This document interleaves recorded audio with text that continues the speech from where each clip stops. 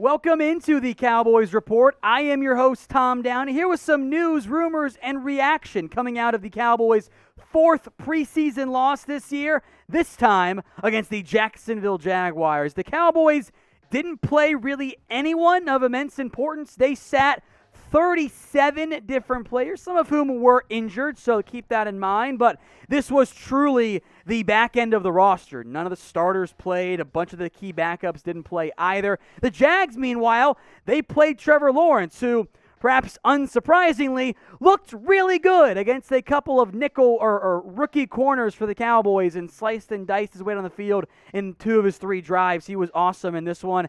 The Cowboys' defense had its worst performance so far. They even played the backup coordinators in this one. What I'm saying is don't overreact to the Cowboys' performance against the Jags, because a lot of the guys playing aren't ever going to play for you this year.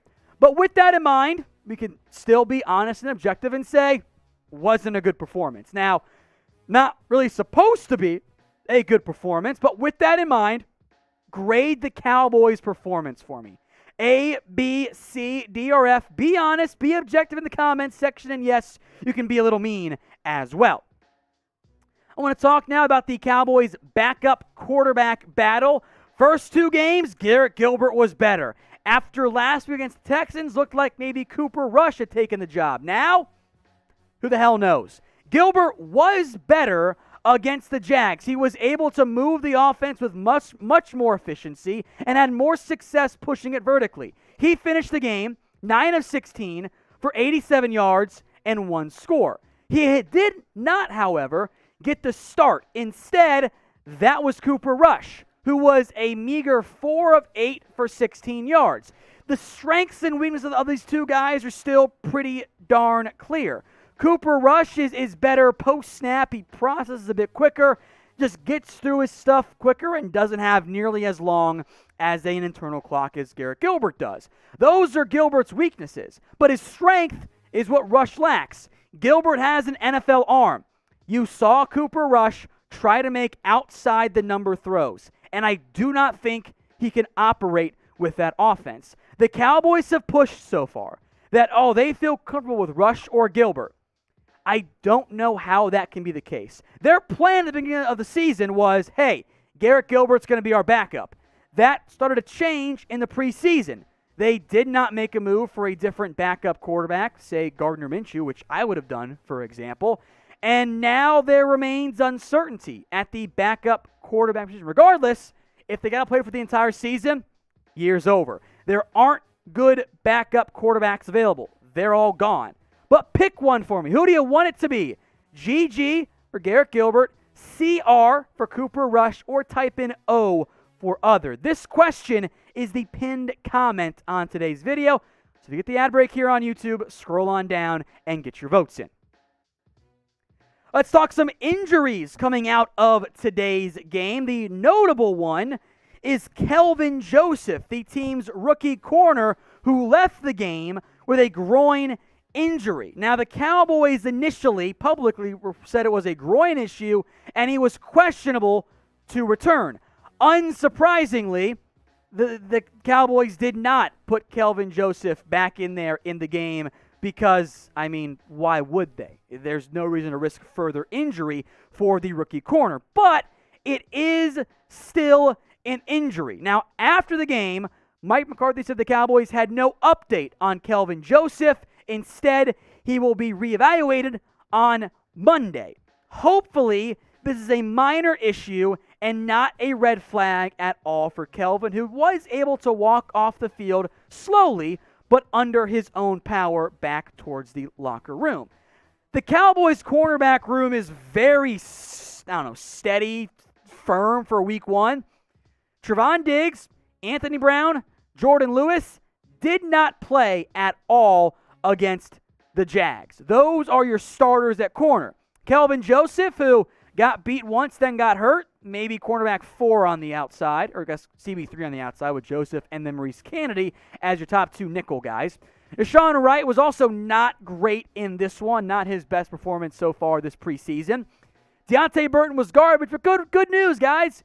He's not going to make your 53-man roster. No reason to panic on that front. The potentially more troubling injury is on La'el Collins. Now, Mike McCarthy and the Cowboys have said he's fine, it's minor. The stinger should not impact him whatsoever as it relates to the season. I hope that is true. With that said, this is the second time now his neck/shoulder area have popped up as a problem in camp.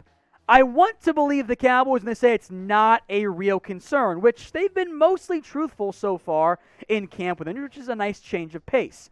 If La'el Collins cannot go, even though Terrence Steele will be listed as the right tackle, the swing tackle right now very much appears to be Ty Nsekhe. Josh Ball, not on IR right now, will likely be carried through 53-man rosters and then placed on IR for at least the start of the NFL season. That is noteworthy because it leaves Nsekhe, Steele, and perhaps Brandon Knight as well as your backup offensive tackles. Now, if, of course, you end up seeing La'el Collins miss more time, I think Ty Nsekhe right now is the heavy front runner to be this team's backup interior or backup swing tackle. I think Ty Nsekhe, he did not play at all, a clear sign, I believe, he is the likely favorite to be the swing tackle for this team.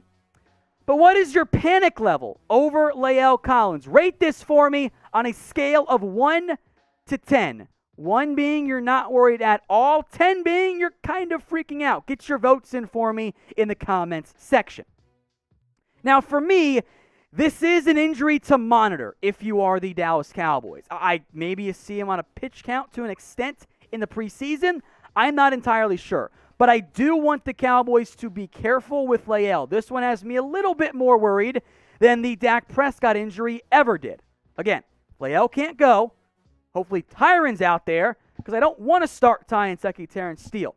Even though that's better than most teams, third and fourth offensive tackles, wouldn't call it good because there are no good backup offensive tackles out there in the NFL.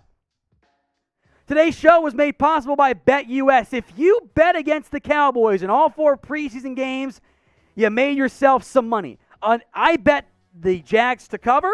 They did. And the under. So I split because the over hit almost entirely by the Jags themselves. If you want to bet on sports for the regular season, do with our sportsbook partner, BETUS. Chatsports.com/bet. Don't forget that promo code Cowboys125. Roster cutdown day is nearly here, so I do want to look at some of the key players who actually played in this game against the Cowboys and where they sit as it relates to making the 53-man roster. We start with Malik Hooker. Jerry Jones said pregame Malik Hooker was making this Dallas Cowboys roster, which I am inclined to believe because Jerry doesn't lie that often to the media.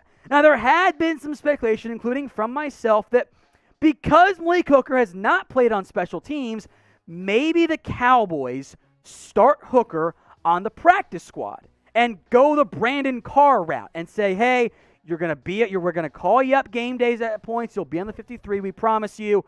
But start the year on the practice squad. It would appear the Cowboys aren't going to do that, which leads to an intriguing numbers game at the safety position. Because right now, the Cowboys have 6 safeties that I could see them trying to put on the 53-man roster. Donovan Wilson, DeMonte Casey, Jerron Kearse are roster locks. They did not play a very clear sign about where those 3 are at. That leaves, I think, only 2 roster spots. Malik Hooker, who doesn't help you on special teams right now, which means the Cowboys would probably rather go with a good special teamer for safety 5 if Hooker does make the active roster. Israel Mukuamu is a better football player in my eyes than Darian Thompson. I do not like Darian Thompson all that much. I would rather him not be on your team. But Mukuamu, unfortunately, once again committed multiple penalties, 2 special teamers, and a brutal face mask. Those types of things will matter for a team that likes to have Darian Thompson on special teams. Now, if it's up to me, it's Mukuamu over Darian Thompson. I don't know if the Cowboys are going to end up going that route. I want them to. but I don't think they carry 6 safeties. I don't know if you could sneak Mukuamu through the practice squad. He was a 6th-round pick. It's a lot easier to sneak guys down than you might otherwise suspect. But that decision is one of the key ones left for the Cowboys on their 53-man roster. Now, we will have my projections coming out on Monday morning. Stick around for that. And a full breakdown of the actual 53-man roster on Tuesday and the practice squad again on Wednesday. So if you haven't already, hit that big red button and subscribe for more Cowboys videos. Let's look at some more roster bubble guys. Wide receiver 6 is up in the air. Lamb, Cooper, Gallup, Wilson, Noah Brown are your top 5. Malik Turner, I think for now, has the edge over Simi Fehoko. Turner offers you more special teams value, and for the most part, before his injury, Turner was outplaying Fehoko. The question is, can you get Simi to the practice squad if you cut him? I'm not sure. The Niners are a team to monitor on that one. So Turner versus Fehoko is a key potential decision the Cowboys will have to make. We will see what they end up doing. So pick only one to keep. I still believe in Fehoko long term, but he wasn't that great so far in the preseason. Better in this last game against the Jags. So pick one to keep. MT for Malik Turner or SF for Simi Fehoko. I also want to mention Rondell Carter now because he's fighting for a roster spot versus, I think, Bradley Anae and Azur Kamara. I think Anae has the edge, but I'd argue it's fairly close. We'll see about that one as well. Finally, I wanted to shout out Aaron Parker because he had a nice touchdown catch in the game.